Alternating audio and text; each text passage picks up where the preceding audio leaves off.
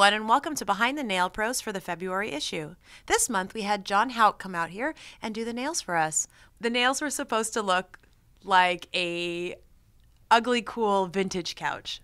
What we did was we took black with a glitter acrylic in it and made a base, sculpted them out, just make sure they were ultra thin.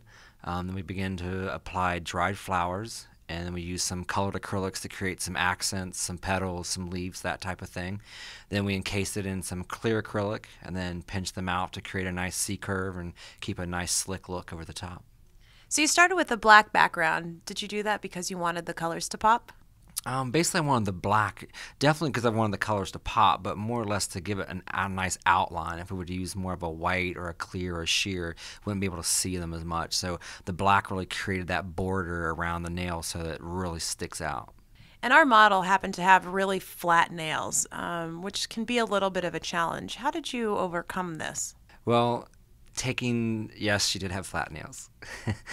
And basically what we did was just when it came time, it's definitely why we sculpted and not using a tip, so we could really customize the shape and really make them, a little more aerodynamic. Just basically pinching in the C-curve and the free edge part to allow the acrylic to arc up right through the apex area, which is the high point of the nail.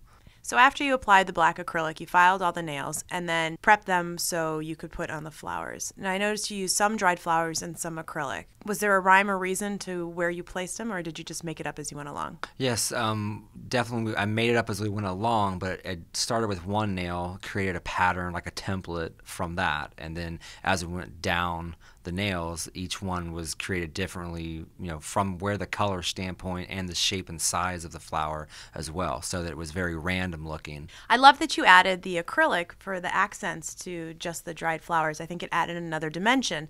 Tell me a little bit how you incorporated into the nail. Well, after we had the dried flowers on, I took use of 5 different other colors of acrylic and just kind of laid them in there and allowed it to make shading, or also allowed it to change the background and kind of gave it a little bit of a shadow, like tints, because I allowed them to overlap onto each other, so it wasn't it wasn't one-sided with it. Everything was kind of mixed in and overlapping into each other. Once you finished the flowers and the acrylic accents, then what did you do to finish the nail? What I did was I encased it in clear.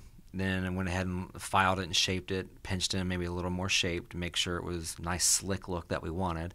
Then filed it up, and then I finished off with a finished coat of gel.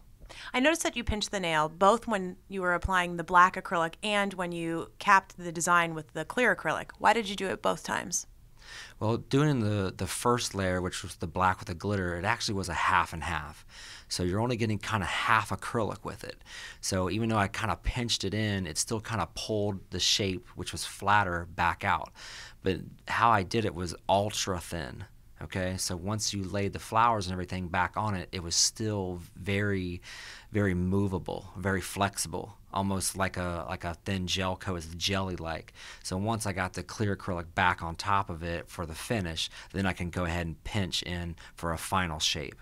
One thing that I thought was so great about these nails is that there was so much detail to it, but at the end of the day, you look at the nails and they look thin. They look like you didn't build all the stuff in the middle. How do you ensure that you keep the nails so thin, particularly with photo shoot work, because the camera will add 10 pounds even to nails? Right. So this is important when you're making a nail, in the salon or competing or whatever that you're doing, that you have to make sure that every layer that you're doing is ultra thin. And though you may not be able to see it in there, when you first lay that first layer, it's what we would say in the industry, it's wafer thin. You go to the next layer, you make it wafer thin. You can't make any one layer too thick or too heavy, because in the end, when you go to file it out, you are going to be left with a heavy nail. So the process in building the nail is very important to be thinking about as you begin to create your artwork, because when in the end you still want it ultra thin so that it's wearable and durable, but it's no more thicker than a credit card. And I think you really achieved that with this, no doubt partially coming from all your practice with all of the competition work you've been doing, which you've been doing for a long time. And what have you learned from participating in competitions that perhaps you use today in your photo shoot? Well, there's a lot of things I've learned over the years. I've been competing for many years, but one of the biggest things that amazes me is that every year that you constantly grow. Just when you think you've learned it all, or you think you've kind of plateaued with learning something about competing or about just doing nails in general, something always comes up that you relearn something, or you literally become a pioneer of something. You pioneer a new style or a new shape, or a way to mix something. And it's just that you can constantly grow in the product and in the process of doing nails. I think that it's important to remind everyone to keep at it, and just when you think you've learned everything, there's always something more to learn. Thank you so much for coming in, John. It was really a pleasure. It's been a long time overdue, and I'm really glad that you came in to do the nails for us. Thank you for having me. It was a pleasure coming here and doing the cover for Nail Pro again. I hope to do it soon, and I'll see everybody on the road. We'll be right